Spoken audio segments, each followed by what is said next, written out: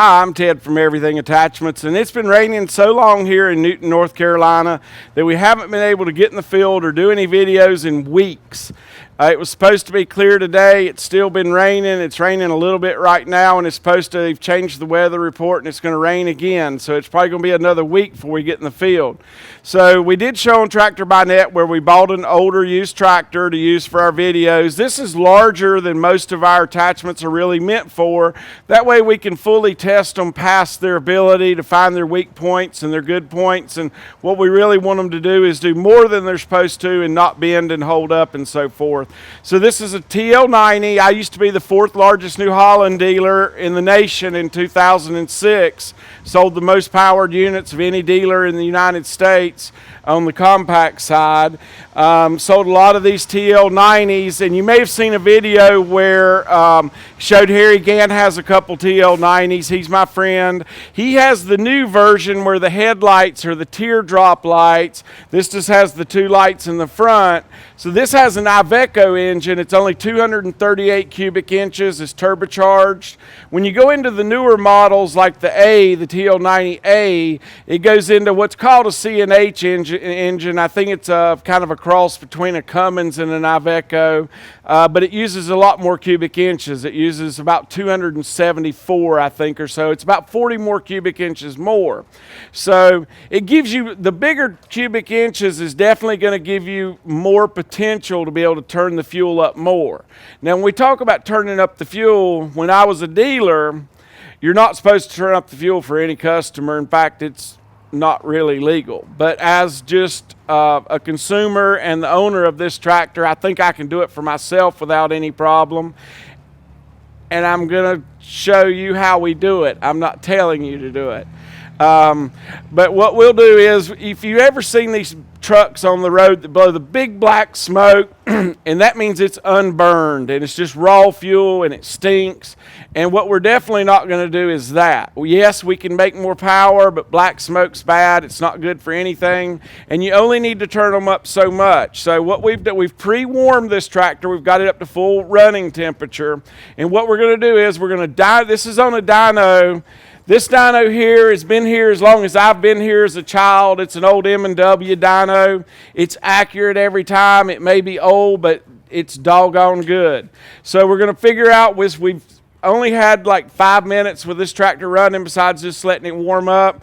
It's a brand new tractor to us. So we usually, if we were going to dyno this tractor for long, like let's say we rebuilt the engine in your tractor from a long time ago, we would hook the water hose up to this dyno because horsepower going through it's going to heat up the oil in it, and that's how it works. It's going to heat the oil up really quick and overheat. So we don't plan on doing much more than seeing what it's got, unloading it, working on the injection pump, and we'll show you a little bit about that, although we're probably not supposed to. And then we're going to reload it again and adjust on it. And what we want right now, if you open it wide open, it has no fuel smoke, but that's without a load. If we load it right now and it's only got 85 horsepower and it already has black smoke, we'll quit right there because we just don't want any more black smoke. If it'll let us go up to 100 horsepower and still not be smoking much, then we'll just keep on going until we get just a little bit of smoke. So the bigger engine will turn up to about 105 with just a tad of smoke. And when I'm turning them up that much, I usually like for it to be on a tractor like Harry Gant. He bales hay. So it bales when he's going up a hill and it's getting to make a full bale. He's using his full horsepower. But it's getting ready to finish that bale and have a time to breathe and cool off and everything. The biggest concern when you're turning the fuel up like this is, number one, don't turn it up too much where you get a lot of smoke, and keep a good eye on your temperature gauge, because every time you make more horsepower, you make more heat. So your cooling system has to be in good condition. The first thing you want to do, and I've already checked the radiator, is make sure it's totally clear, it's not plugged. And then when you, if you're doing something like plowing a field or disking, and you're going to be out in the field farming, and you're going to be out there pulling a full load for a long time, then you need to control how much you turn the fuel up to your cooling system, because the one thing you don't want to do is overheat your engine. So we're going to crank it up We're going to load it before we touch the motor, see exactly what we've got back here, and we'll show you that.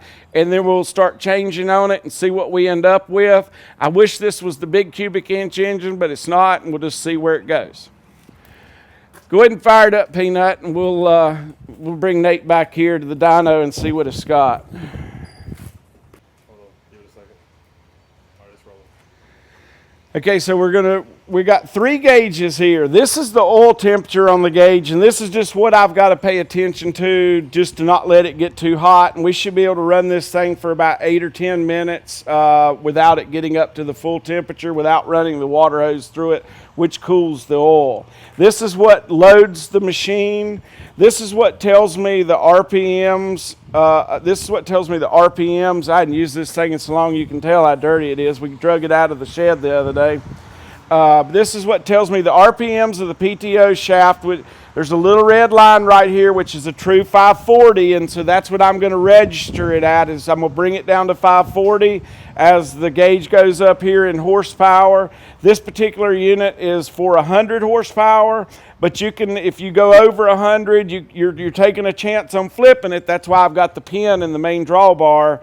But you can tell if it goes over, like on Harry's with 105. That's about as much horsepower as I like to put to this dyno. So Peanut, go ahead and crank it up and slowly raise your RPMs up to full, and we'll not load it.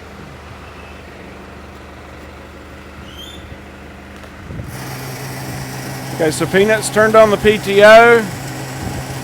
I've already pre-warmed the engine. Right there's almost 540 RPM. That is 540.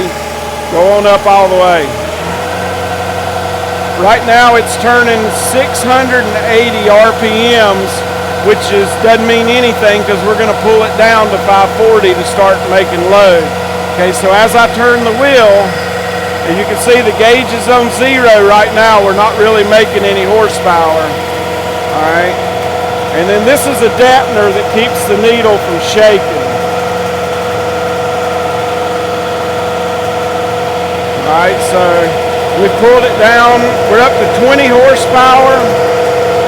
We're going to go on up. We're starting to load it a little bit. We're pulling about 32 horsepower right now. Right there's 50 horsepower, and we're still running about 650 RPMs on the PTO. We'll pull it up to 60.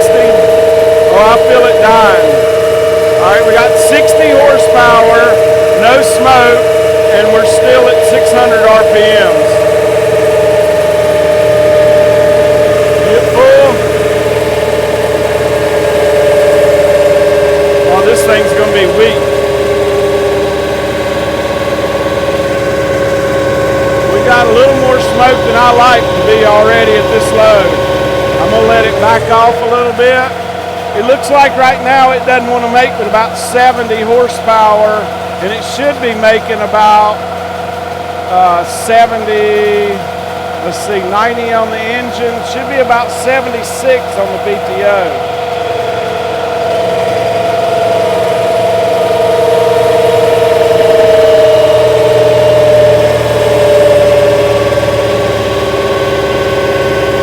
About 72 horsepower.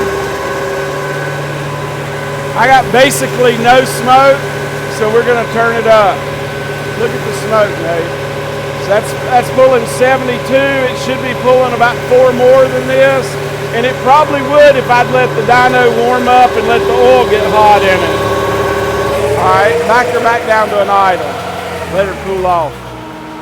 Okay, so we're going to back it back down to an idle. Shut the PTO off.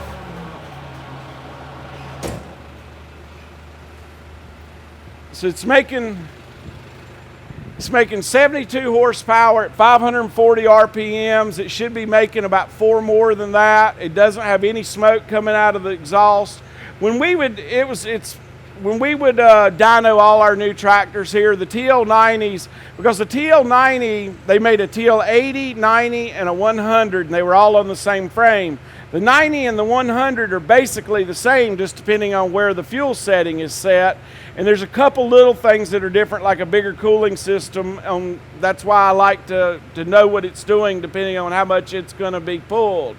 Now, what Peanut and I'll be doing on videos are never going to be just solid work. We're running it at full RPM and full pull all the time. So we won't have to worry about the cooling system, even if we turn it way up.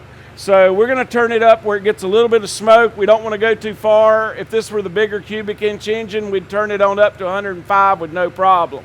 But we'll see where we get from 72. Come on over here, Nate. Shut her down, Peanut. What was the no load? It didn't go but 2650.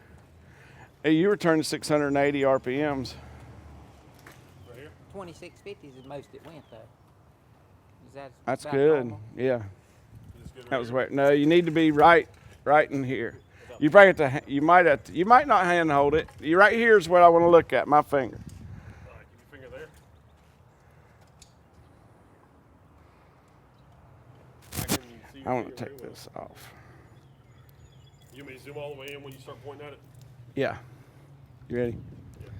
All right, so we're back up here at the front of the engine, and this loader frame's not helping us be able to see, but there's a little cover right here that's sealed. It's crimped on, it's so you won't take it off, and if you take it off, it's hard to put back on to where a dealer or someone that checks it can't tell. So what we usually do, we pry it off really easy, and then usually we stick silicone in the back of it and shove it back up on there because it won't stay on there the way it was designed to. So really what we're doing is, if you these screws up here control the RPM of the engine. It would let it idle slower, or it will let it turn more RPM. But just because it's turning more RPM, it's not going to make any more horsepower, because this right here is what controls how much fuel. The fuel pump is always pumping basically the same amount of fuel. And this right here controls how much fuel it lets go by instead of into the motor. So we're going to slowly close this off and shove more fuel through it to the motor instead of letting it go around it. So Peanut, go ahead and take a little, we hadn't done this in a while.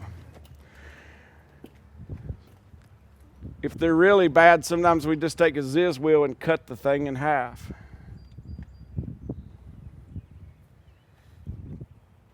Let me come in from the top a little bit right here. I just kind of stretch the rim and keep rotating it a little bit.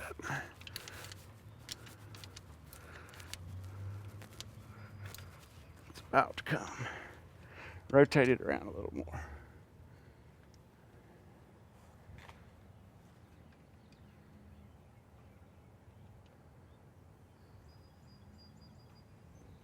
You got that stuff's pretty delicate under there. You just got to keep spreading that rim. The way it's made is it has a like a little snap ring in there, so when you mash it on there one time, it clicks into a groove, and then it won't come back off. And once you stretch it like this, it doesn't want to keep it back on. Let's see if I can get it here at the top while you get it there.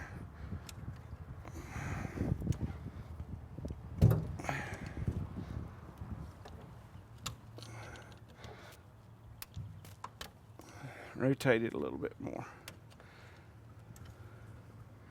It stretches pretty good right here, Peanut. Let's trade screwdrivers now. Okay. Yours is too big. All right, I can get one in behind. That little one does good.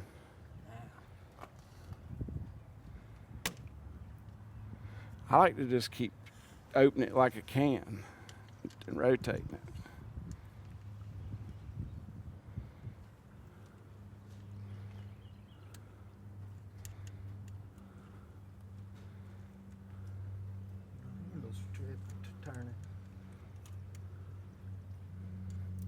Here, let me in there a minute. Well, we should have turned the wheel out here where, but it's not all in. It's all right.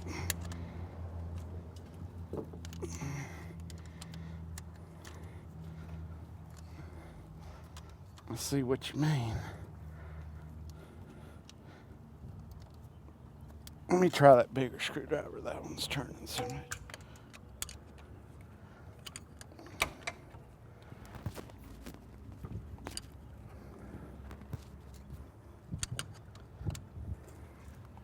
They didn't mean for these to come off for a reason. Most dealers don't know how to do this because they're not supposed to be. And if you ask them to do it, they shouldn't. And you trying to do this on your own without a dyno is not a good idea because you can't tell what you've done. We got to get us a decent screwdriver. We got a piece of crap that turns and one that's too big.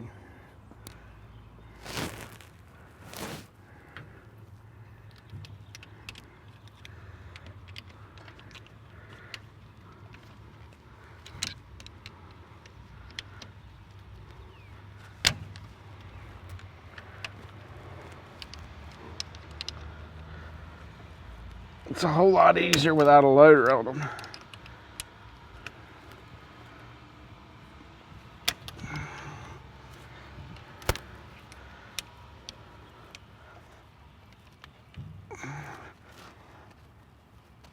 Put this right in here like this and then hit this right here.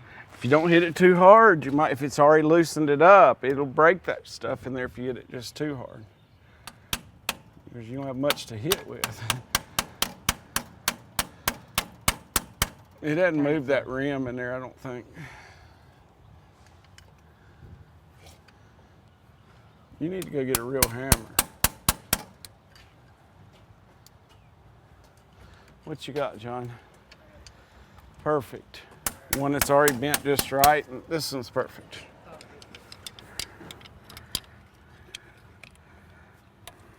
Got a real hammer?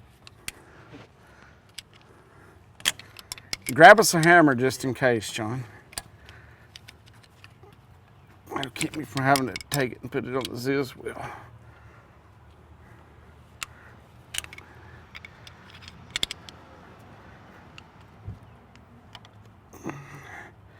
I just got to be careful not to break that whole assembly. It's $2,500 injection pump.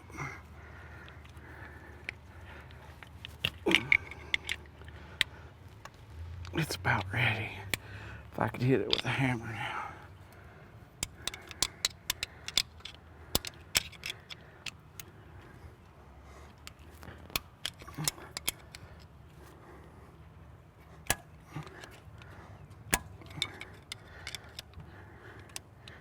So they're pretty good at keeping you out of these.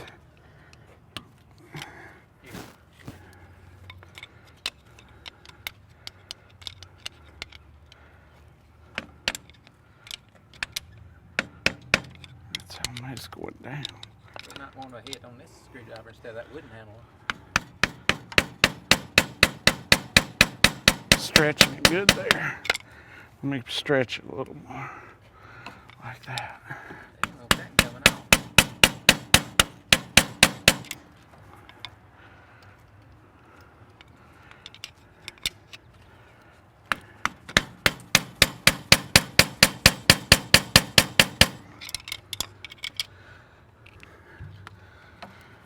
See if that thing's stopped up or bigger than ever. Where? Radiator. Front of the radiator. I looked all through it. Look down through here. I looked through the radiator. Like grass down through there. Well, Oh, you mean in between? Oh, I see it. Well, we'll cut that out because we're not going to run it that long. slide it down, pull it out. Go ahead.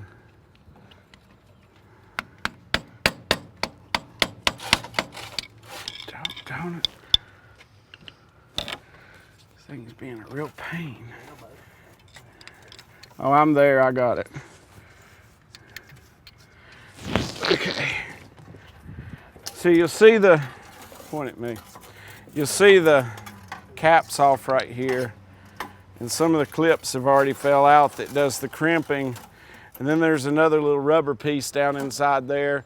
So when you get ready to put this back on, just put a little silicone on it and shove it back on there and it'll stay, and most people will know you've never been into it. You can do this to basically any tractor that has a mechanical fuel pump if you just know where to go to. So what was that, an 8mm and a flathead? I think it's 8mm and a flathead. We need to adjust it.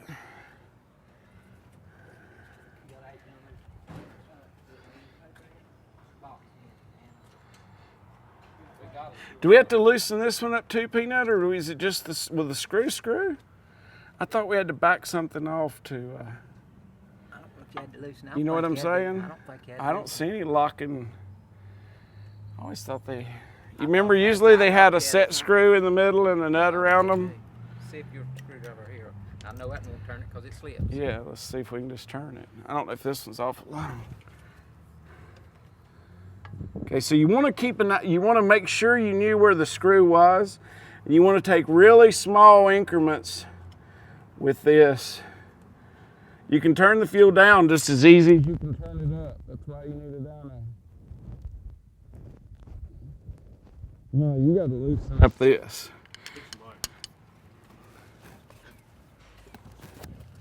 It ain't gonna turn. We gotta, unless this 8 millimeter will turn it. Let me see. That's way too big. Maybe like a 6. We'll try a 7. Something tells me it's a 6 now. It is a 6. Sorry. We'll return in a minute. You don't have to take that big one loose none, do you? Let me see. Yeah, that's what I'm thinking. You might have to. Hey, John, bring a 10, 11, and 12 just for the heck of it. Get some pictures and stuff.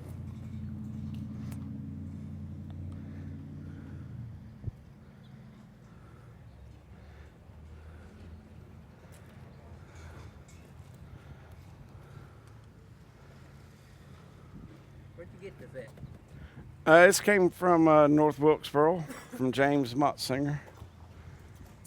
You don't know who it was before that? No, I didn't want to know. Yeah. Okay, I'm definitely going to have to loosen up that other. Did you bring me a 10, 11, and 12? It looks like I am. But it don't look bad. It's only got one flat side on it. Let's go bigger. I don't remember that exactly. Put your arm underneath that right there. Doggone it, it's 13, John. There you go. 13. Bring the whole toolbox. Yeah, bring the whole toolbox. I don't remember loosening that big one. I knew you had to loosen something to let you in. Because that thing could just vibrate around in there and it'd give you more or less on its own.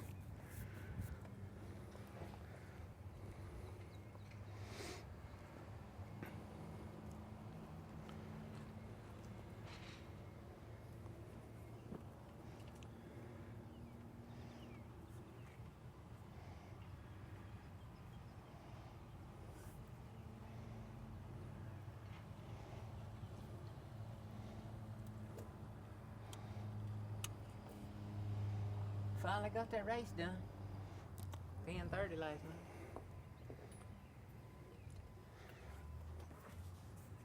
I didn't even watch it.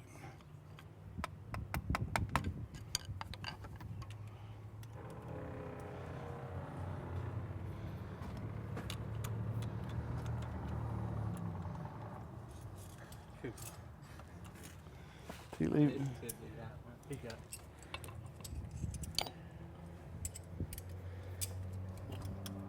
Oh, the whole thing. Yeah, loosen Right it. till it's supposed to turn? Yeah. Let's turn that other piece. Oh, up no, there. that isn't supposed to I didn't turn. think it was either. No, I don't like that.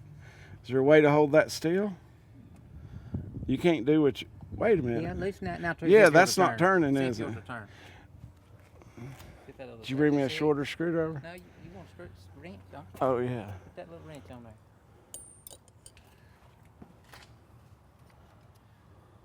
Okay, I'm good. Did it move? Let's crank it up. Well, Okay. I got mine's loose now. You got to tighten it snugger than that, probably. It might do something crazy. I don't want it. I want it where I can still turn it. It won't leak fuel there. I don't think. I'm good right there. I can do what I want to do. Okay, let's get all these tools so they don't fall off here. You still recording, Nate? Yeah. Okay, so all right. Now that we've gotten the plugs off of it, we're to the screw we need to get to. We're in the exact same spot it was. Since we don't have a whole lot of dyno time because we don't have the water hose hooked to it, first thing we gotta do is we're gonna move it one way or the other, and then we'll either gonna have less horsepower or more, and then we'll adjust on it from there because we'll know which way to turn it. Just for I think going in restricts the fluid from going back to the system. So I'm going to go about a quarter of a turn in.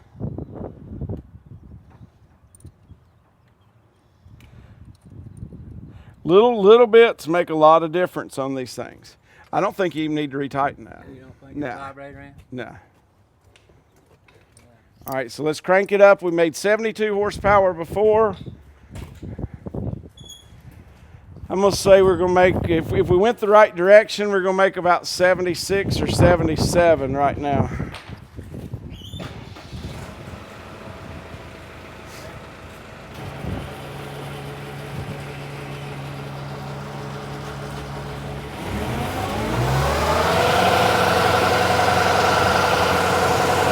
Peanut's back at the 680 RPM, and I'm going to start bringing him down.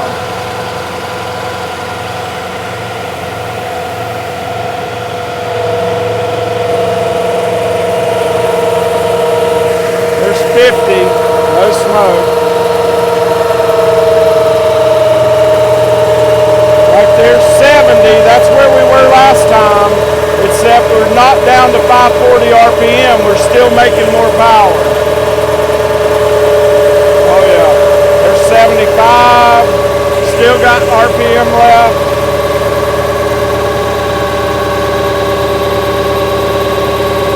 I'm dead on it. We're making 70, about 78 horsepower. We're going the right way. We still just leave it running. We got 78 horsepower, no smoke. I'm gonna go up another quarter round.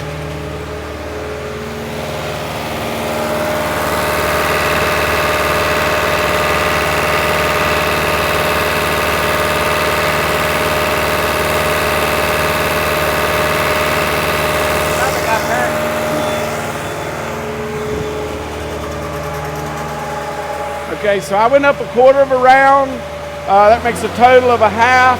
We've already gone up about 6 horsepower, so let's see what it does.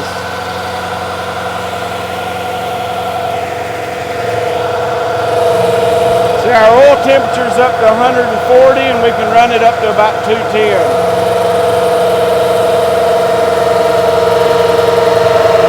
There's where we started at 70. Right there's where we were before the last quarter turn. We're making 77, 78. There's 80. 85. And we're at 540. So we're making a full 85, 86 horsepower at 540 RPM. And we just almost don't have any smoke still. So let's go on up a little more.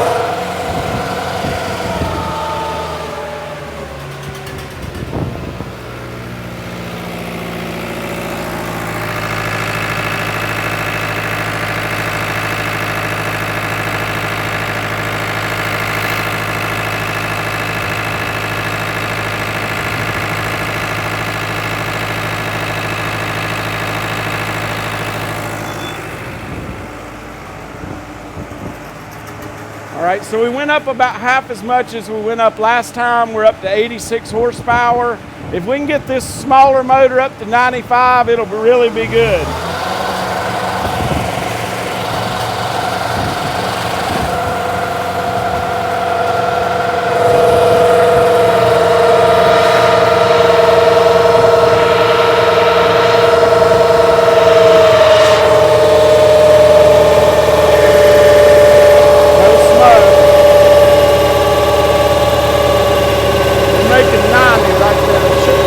Right there, Nate. We're making a full 90 horsepower at 540 RPM, no smoke. Starting to puke a little water out of the dyno because the oil's starting to get warm.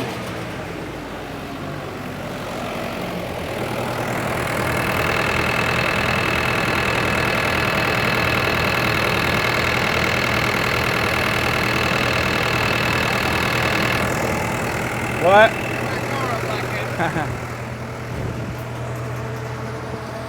Peanut says he wants his car turned up like this. If it was this easy to turn up a gas motor or something, we'd all be doing it. All right, wind her back up.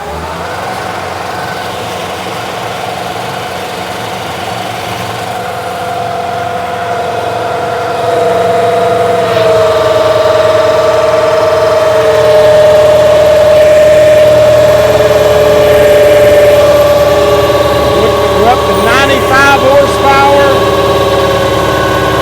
540 RPM. Making a full 95, no smoke, so we're gonna go up some more.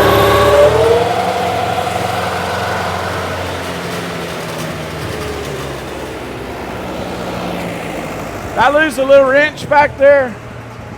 Yeah. The oil's starting to get hot in the dyno, so either we gotta put water through it or do something pretty quick here. That's 95 right there, and it's got no smoke. It's running good. For this little motor, that's a lot. All right, wind her back up. We're up to 180 degrees on our oil.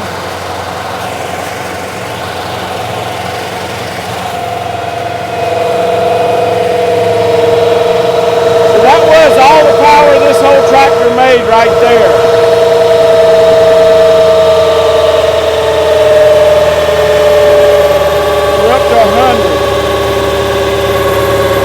Solid 100, no smoke. We're dead on 100 horsepower. I'm gonna go on up a little more. That's a full 100. That's dead on 100. I'm gonna go up till I see smoke, and then if we want to go back down, we can.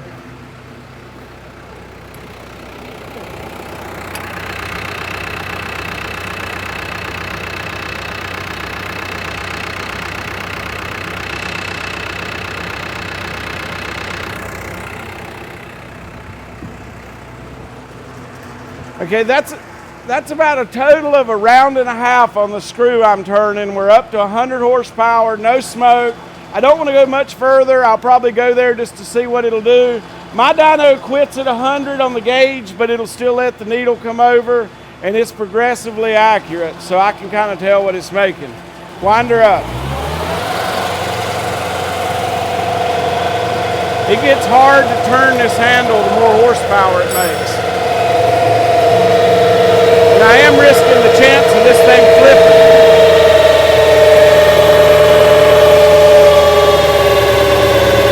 That's 107.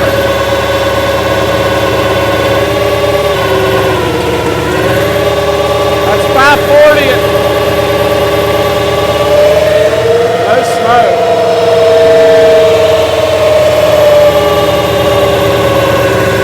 All right, we're going to leave it right there. I'm not going any further. That's 107. All right, that's 107 horsepower on the PTO. That's probably about 120 on the engine. Since we're only going to use it in sporadic uses, not under solid loads for a long time, it certainly isn't going to hurt this motor in this case. I wouldn't leave it turned up this high if I was in the field under a constant load.